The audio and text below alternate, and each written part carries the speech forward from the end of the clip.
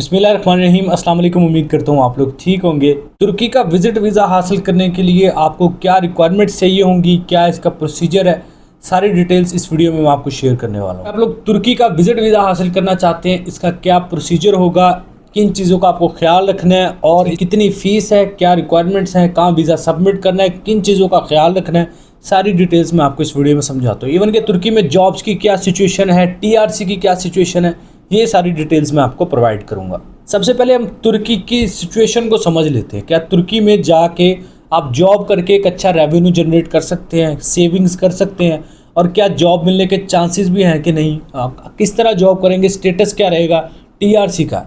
तो सबसे पहले हम जॉब की सिचुएशन को समझ लेते हैं। क्या तुर्की में जॉब्स अवेलेबल हैं?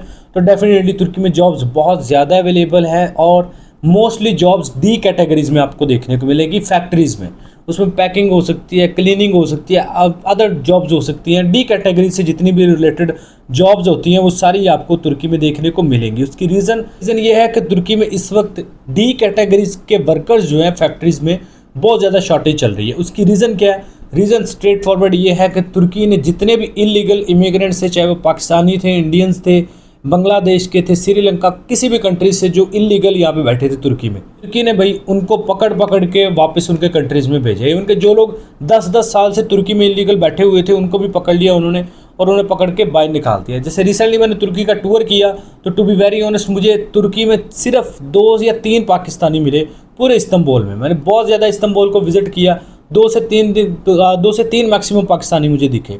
जब मैंने उनसे भी बात की उन्होंने कहा भाई जो चंद पाकिस्तानी, कोई 15-20 पाकिस्तानी बचे हैं वो कोई छुप के गांव वगैरह में बैठे हुए हैं और बाकी उन्होंने पकड़ के सारी इमिग्रेशन ने, पुलिस ने बाहर उनके कंट्रीज़ में वापस भेज दिया। इस वजह से तुर्की में लेबर की बहुत ज़्यादा शॉर्टेज हो गई। चाहे आपके पास टीआरसी हो या ना हो, आप इलीगल हैं या लीगल हैं, आपको तुर्की में जॉब बड़ी आसानी से मिल सकती है। सैलरीज़ की बात करें, आपको पाकिस्तानी में रुपीज़ में बताऊंगा, अप्रॉक्सीमेटली पाकिस्तानी 1.25 लाख से 1.5 लाख रुपए आप आराम से अर्न कर सकते हैं तुर्की में। तुर्की थोड़ा एक्सपेंसिव हो चुका है, तुर्की, ये बात याद रखिए, तुर्की एक्सपेंसिव हो चुका है। अगर आप 1.5 लाख, 1.25 लाख, 1.5 लाख रुपया कमाते हैं तो उसमें से आप 70 से 80 हज़ार रुपये अपनी सेविंग करके पाकिस्तान में या इंडिया में, जिस कंट्री से आप है, अपने होम कंट्री में फैमिली को भेज सकते हैं 70-80 हज़ार सेविंग करके। चाहे आप लीगल है चाहे इलीगल है, आपको जॉब भी मिल जाएगी, सैलरी भी इतनी मिलेगी। टीआरसी तुर्की की मिल रही है, लेकिन जो टूरिस्ट टीआरसी थी वो बंद है भाई। टूरिस्ट टीआरसी नहीं मिल रही, बिजनेस टीआरसी मिल रही है या फिर स्टूडेंट टीआरसी मिल रही है। सबसे ज़्यादा चांसेस स्टूडेंट टीआरसी के मिलने के, बिजनेस टीआरसी भी नहीं मिल रही।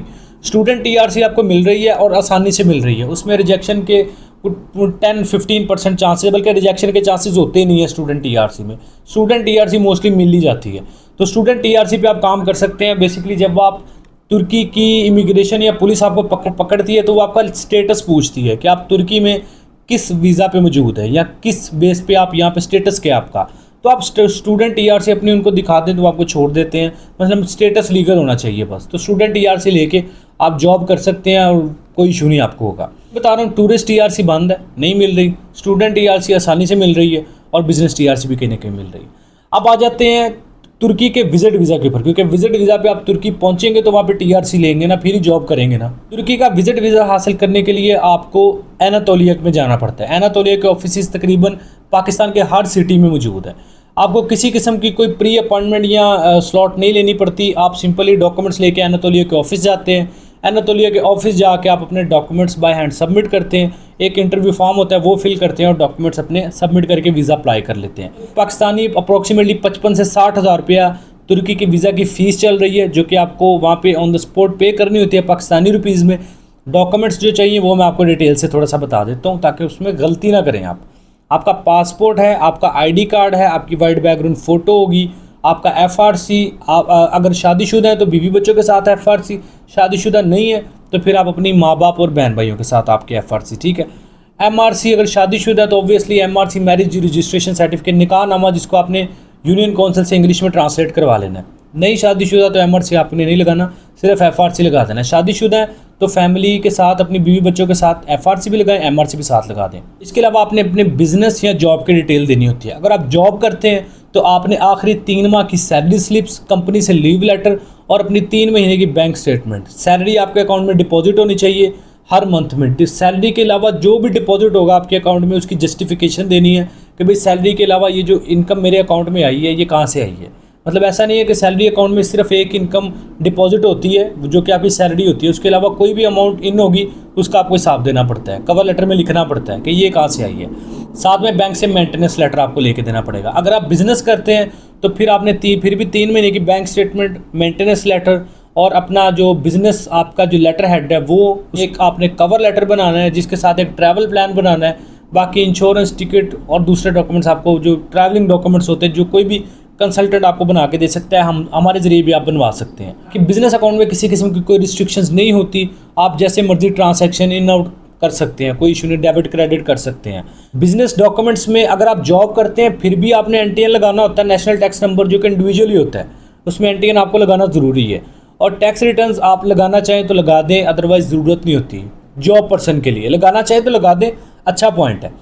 बिजनेस करते हैं फिर आपको एनटीएन बिजनेस का भी और अपना भी वो भी लगाना पड़ता है, एंड टैक्स रिटर्न्स भी लास्ट 2 ईयर्स की लगानी पड़ती हैं। आपका बिजनेस चैम्बर से भी एफिलिएट है, आपने चैम्बर से भी अपनी मेंबरशिप उनकी भी ली हुई है, तो वो चैम्बर का कार्ड और सर्टिफिकेट जो होता है, चैम्बर सर्टिफिकेट, वो भी लगा देना है। अगर आपने चैम्बर से नहीं रजिस्टर्ड करवाया तो फिर आपने कवर लेटर में लिखना होता है ये स्पेशली कि मेरा बिजनेस सिर्फ एफबीआर में रजिस्टर्ड है, मेरा चैम्बर या किसी और एससीसीपी वगैरह के साथ रजिस्टर्ड नहीं है, मेरा सिर्फ एफबीआर के साथ रजिस्टर्ड है। तो ये आपने बताना होता है। जो आपकी इंश्योरेंस होती है वो एनातोलिया वाले ही करते हैं, पहले आप खुद कर सकते थे लेकिन अब वो एनातोलिया वाले करके आपको दे देते हैं। और ये जो 55-60 हज़ार फीस आपसे लेंगे इसमें इंक्लूड होती है आपकी इंश्योरेंस फीस भी। तो ये सारा प्रोसीजर होता है। तुर्की के वीज़ा का 2 हफ्ते का 1.5-2 हफ्ते का प्रोसीजर होता है। आपको एक कॉल भी आती है, आपसे पूछा जाता है कि भाई आपने तुर्की क्यों जाना है। आपने जो कवर लेटर ट्रैवल प्लान में लिखा होता है वही आपने उनको बताना है कि भाई ये जगह मैंने विजिट करनी है। ऐसा नहीं कि कवर लेटर ट्रैवल प्लान में जगह हो ना, आप कॉल में उसको कह दीजिए मैंने ये विजिट करना है, कैजुअली बता दें यार प्रिंसेस आइलैंड है, तकसीम स्क्वायर है, इस तरह 2-3 जगहों के नाम बता दें जो कवर लेटर और ट्रैवल प्लान में आपने लिखी होंगी। तो उसके अलावा आपसे पूछेंगे क्या काम करते हैं, बता देना जी, जो शो किया फाइल में वो बता देना, ये जॉब या बिजनेस करता हूँ, कितना मंथली अर्न कर लेते हैं बता देना जी, ये अर्न कर लेता हूँ, दैट्स इट। 2-3 क्वेश्चन होते हैं, इसके अलावा कोई ख़ास वो क्वेश्चन करते नहीं है। 2-3 मिनट की कॉल होती है। आप जब फाइल सबमिट करते हैं 2-3 दिन बाद आपको कॉल आ जाती है। उसके बाद 1.5-2 हफ्ते की इसका टोटल प्रोसीजर होता है, आपको डिसीजन मिल जाता है आपका वीज़ा लगा कि नहीं। आपको एनातोलिया से कॉल आती है, आप एनातोलिया जाते हैं, वो पूछते हैं, आपको एक पार्सल सा दे देते हैं, वो आपका पासपोर्ट होता है, उसमें आप बाहर आके खोलते हैं, वीज़ा लगा होता है या रिफ्यूज़ल की स्टैंप लगी होती है।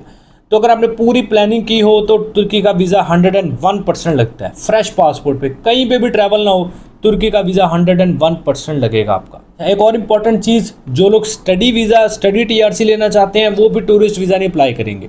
वो फिर तुर्किश यूनिवर्सिटी से एक इन्विटेशन लेटर मंगवाएंगे फ़ीस पे करके, उस इन्विटेशन की बेस पे अपना स्टूडेंट वीज़ा अप्लाई करेंगे। लेकिन जो लोग टूरिस्ट वीज़ा अप्लाई करना चाहते हैं वो प्रोसीजर मैंने आपको बता दिया। अब टीआरसी जो है वो स्टूडेंट टीआरसी आप टूरिस्ट वीज़ा पे जाके नहीं ले सकते, वो स्टूडेंट वीज़ा पे जाके ही टीआरसी मिलेगी। लेकिन जो टूरिस्ट टीआरसी है वो टूरिस्ट वीज़ा पे मिल जाती है, लेकिन वो भी नहीं मिल रही तो आपको वहाँ पे अनफॉर्चुनेटली इलीगल हो गई काम शाम करना पड़ेगा, जो कि मैं रिकमेंड नहीं करता। लेकिन हर बंदे की अपनी सिचुएशन है, ना मेरे कहने से आपने रुकना है, ना मेरे कहने से आपने वहाँ पे इलीगल काम करना है।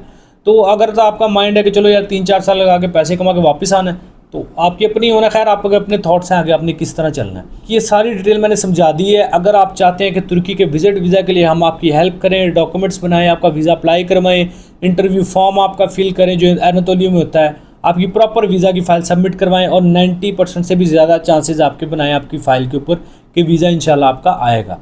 तो आप हमारी ये ऑफिस भी विज़िट कर सकते हैं, नंबर स्क्रीन पर चल रहा है। व्हाट्सएप पे और कॉलिंग पे भी आप कांटेक्ट कर सकते हैं। सुबह 10 बजे से लेकर शाम 6 बजे तक हमारे नंबर्स एक्टिव रहते हैं।